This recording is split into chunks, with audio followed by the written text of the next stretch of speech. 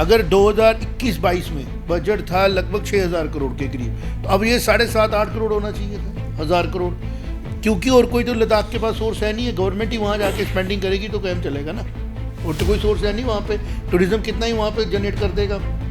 कि पिछले 5 सालों में लगभग लद्दाख का बजट 1,000 करोड़ के करीब रिड्यूस किया गया है। और इसमें जो हमने ऑब्जर्व किया, जो मैंने पर्सनली इसमें ध्यान दिया, उसका ये कारण है कि 25-26 में भी पंचायती राज इंस्टीट्यूशंस जो थे वो ऑपरेशनल नहीं थे, क्योंकि 18 में इलेक्शन कराई गई थी गांव-गांव में, और उसके बाद में पंचायती जो राज इंस्टीट्यूशंस थे उनका पीरियड पूरा हो चुका था।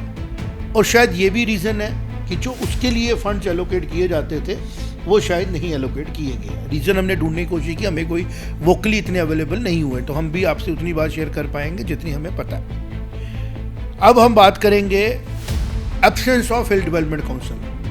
लगभग 70-75 करोड़ रुपया उनको भी अलॉट होता था, जो हिल डेवलपमेंट काउंसिल से नीचे आके करगिल और लेह में डिवाइड होता था। करगिल के पास हिल काउंसिल कंटिन्यू कर रही है, लद्दाख के लेह के पास नहीं है। अब मैंने इसके ऊपर थोड़ा और एनालिसिस किया था कि वहाँ से जो लेह की डेवलपमेंट काउंसिल है वो अपने ब्लॉक डेवलपमेंट काउंसिल्स को पैसे देती थी, और ब्लॉक डेवलपमेंट से PRIs को मिलता था। वो पैसा फिर ग्रास रूट लेवल पे जाके विलेज लेवल पे डेवलपमेंट्स के खर्च किया जाता था लोकली।